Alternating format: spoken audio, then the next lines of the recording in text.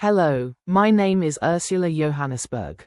On behalf of Ashman Roonz, I'd like to read you the first 2 chapters of his book, A Bridge Between Science and Spirituality.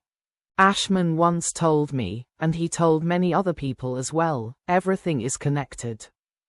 He also told me this riddle: I am not the mind, nor the parts that form it. I am the process of their convergence and the conduit of their emergence. What am I? Consciousness. Ashman is going to make you think. Let's get on with the reading, shall we? A Bridge Between Science and Spirituality by Ashman Roonz. When I was 11 years old, I had my first philosophical insight. We need God just as much as God needs us. At the time, I didn't fully understand what it meant, but the thought stayed with me, simmering in the background of my mind. Over the years, this seed of insight grew and transformed. I came to see God as something I like to call the greatest whole, encompassing everything, the ultimate unity. But even that, I realized later, was only part of the picture. Through my reflections, I've come to understand God as the infinite emergence of wholeness.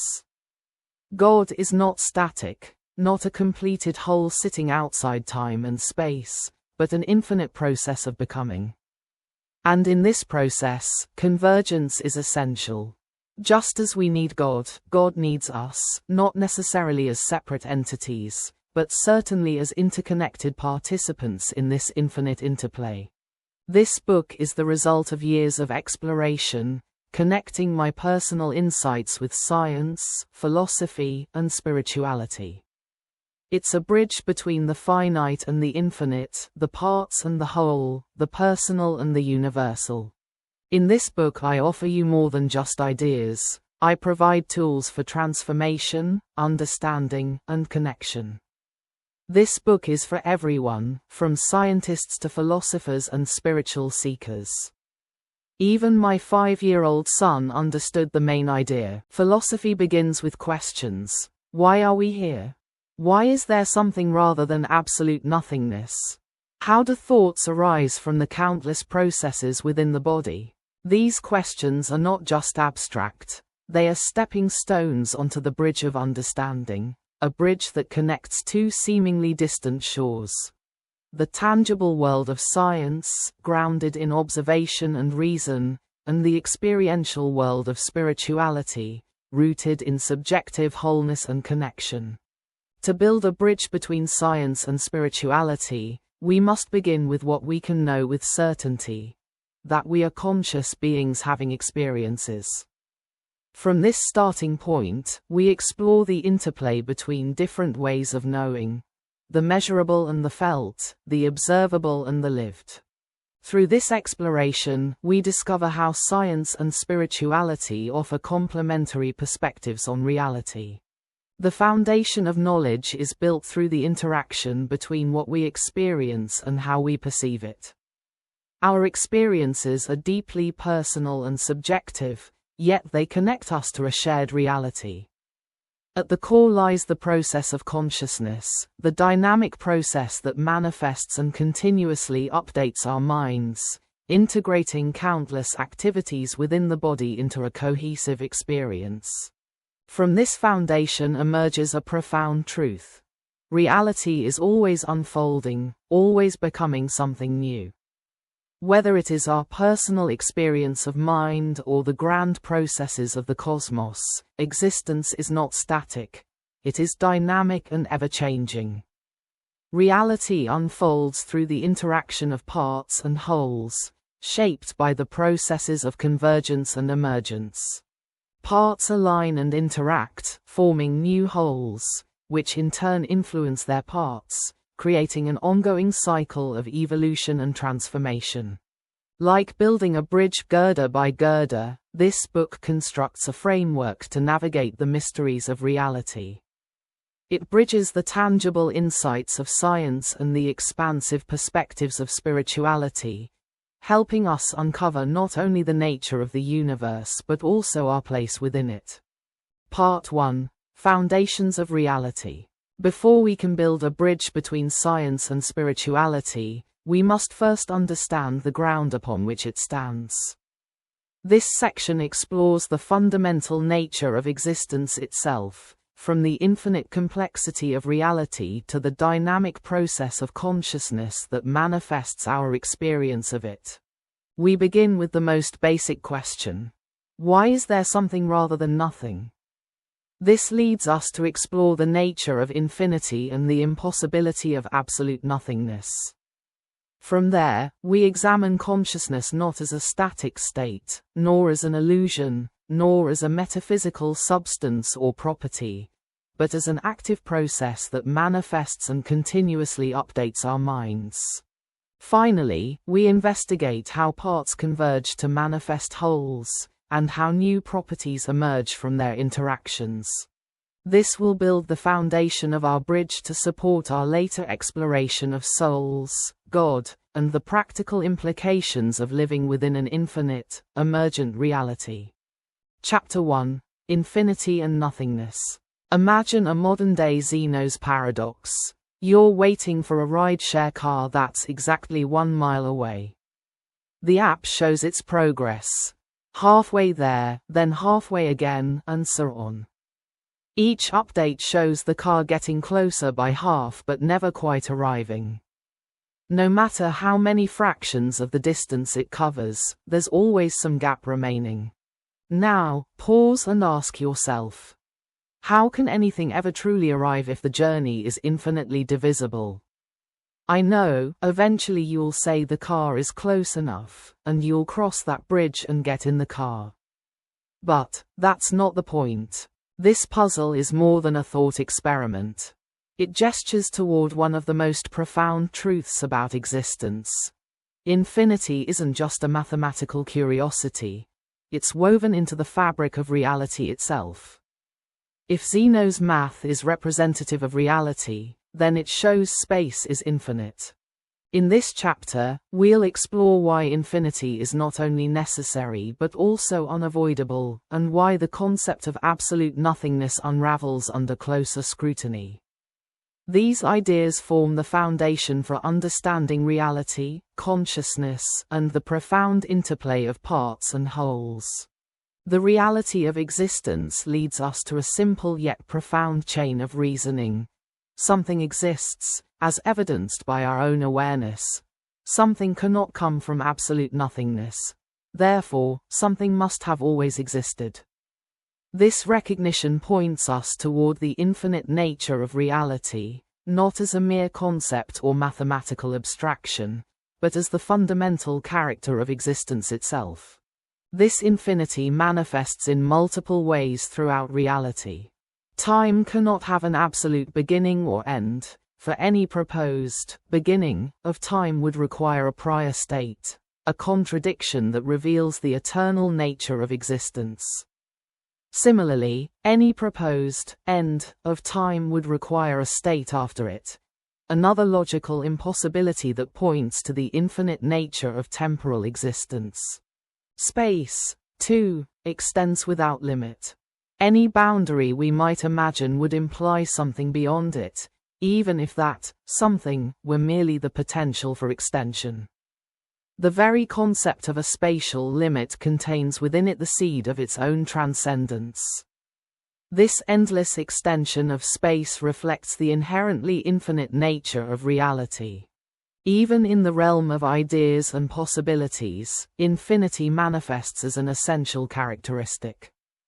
Concepts contain within themselves the potential for infinite subdivision, combination, and transformation. Mathematics, our most precise tool for understanding reality, consistently points toward various forms of infinity, suggesting that infinity is not merely a useful concept but a fundamental aspect of existence. If infinity is possible, then absolute nothingness is not. Nothingness commits the same logical crime as square circles. Absolute nothingness, the complete absence of everything, reveals itself as not merely unlikely but logically impossible. Consider the paradox: if there were nothing, that would be the only thing, but then there would be something, the state of nothingness, which contradicts the very definition of nothingness. This isn't merely wordplay but a fundamental insight into the nature of reality. Try to imagine absolute nothingness. The very attempt requires a consciousness to imagine it, immediately contradicting the nothingness being imagined. This isn't merely a limitation of our minds, it reveals a fundamental truth about existence itself. Nothingness can only exist as a concept in contrast to something. It serves as a useful idea for understanding presence through absence, but it cannot be an actual state of reality. The true state of reality is one of infinite structure. The infinite nature of reality manifests beautifully in the relationship between wholes and parts. Every whole we observe is composed of parts, yet each part reveals itself as a whole with its own parts, and every whole participates as a part in something greater. This creates an infinite fractal structure where there can be no smallest part, as any part can be further divided, and no greatest whole, as any whole can be part of something larger. I sometimes call this the fractal nature of reality. This infinite structuring principle appears throughout reality. In physics, we see it in the relationship between quantum fields and particles, between planets and solar systems, between galaxies and galaxy clusters. In biology, it manifests in the relationships between cells, organisms, and ecosystems. In consciousness, we find it in the interplay between thoughts, minds, and collective awareness. This foundation of infinity shapes how we must approach all other aspects of existence. It reveals that any process we observe is part of an infinite continuity. Nothing truly begins or ends, it only transforms. Everything connects to everything else through infinite chains of relationship and causation, creating a web of interconnection that extends without limit.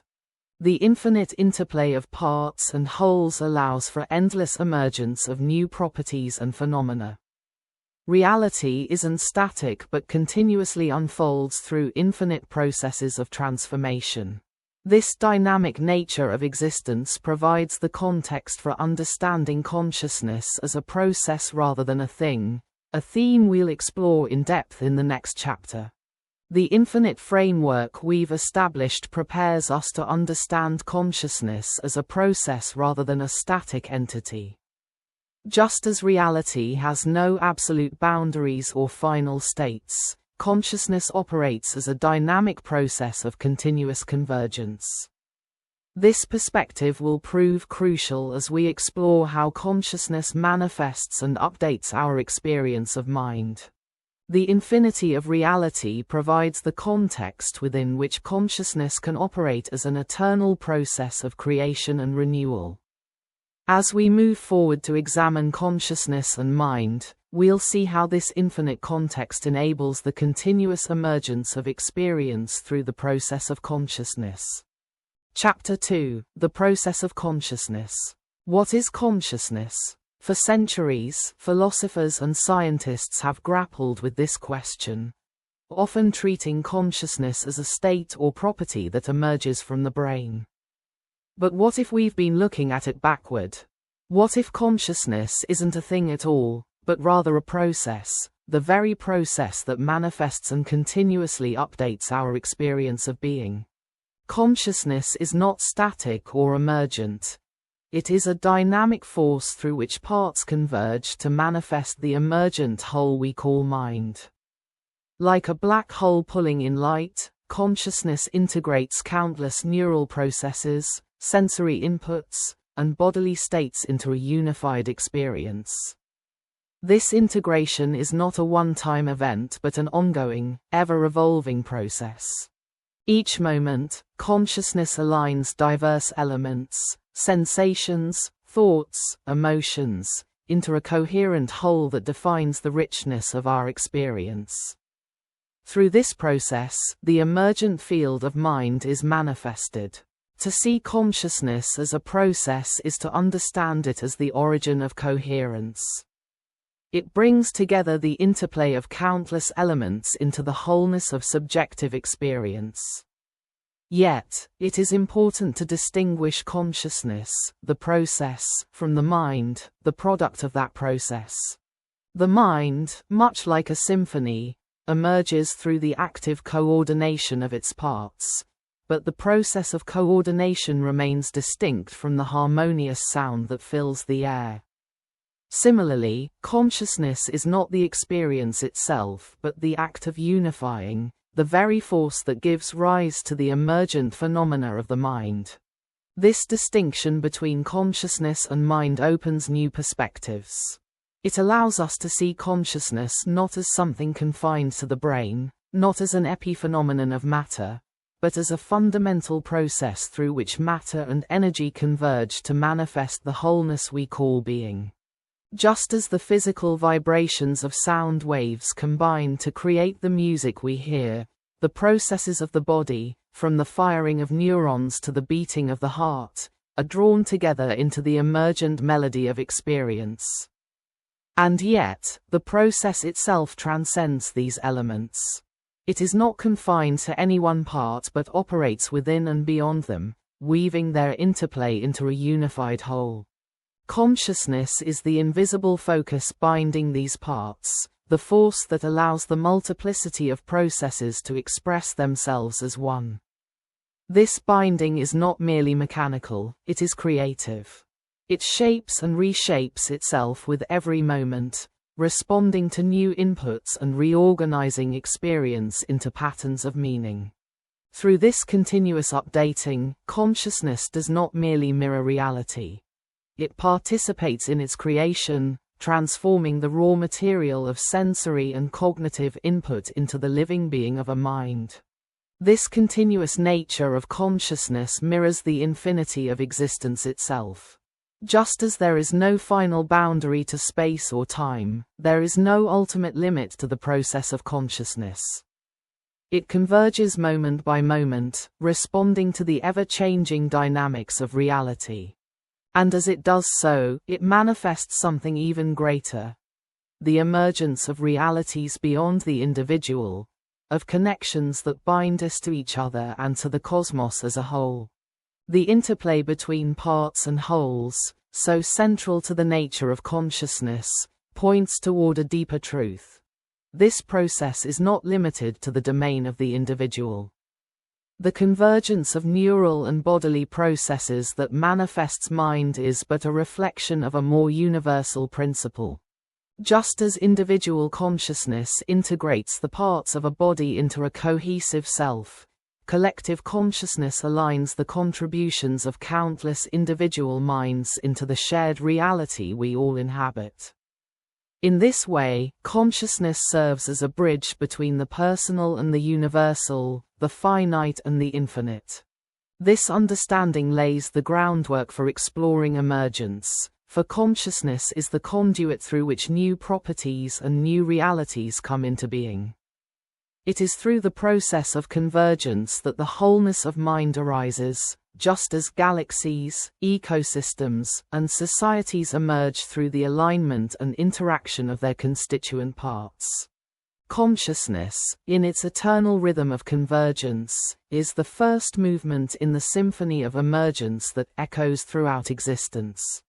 As we delve deeper into the nature of mind and the collective systems that transcend it, this understanding of consciousness as a process will illuminate our path.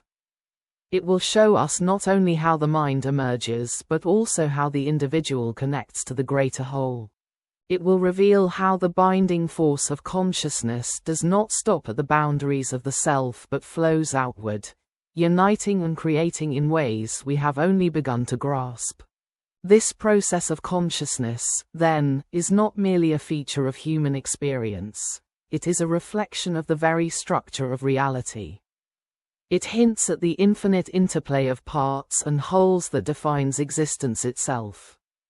And in its ceaseless activity, it invites us to look beyond the surface of our lives, to see the hidden convergence that binds us to the greater emergence of which we are a part. From this foundation, we turn next to the emergence of mind, the field of experience that arises through the ongoing convergence of consciousness. As we shall see, this emergent mind is not merely an epiphenomenon but a profound expression of the creative power inherent in the process of being. In its dynamic interplay of unity and diversity, the mind reflects the same principles that shape the cosmos, offering us a glimpse of the boundless potential within the infinite process of consciousness. Thank you for listening and thinking with Ashman and I. If you want to learn more, check out the book on Amazon. There's also a Facebook group. Please like and share.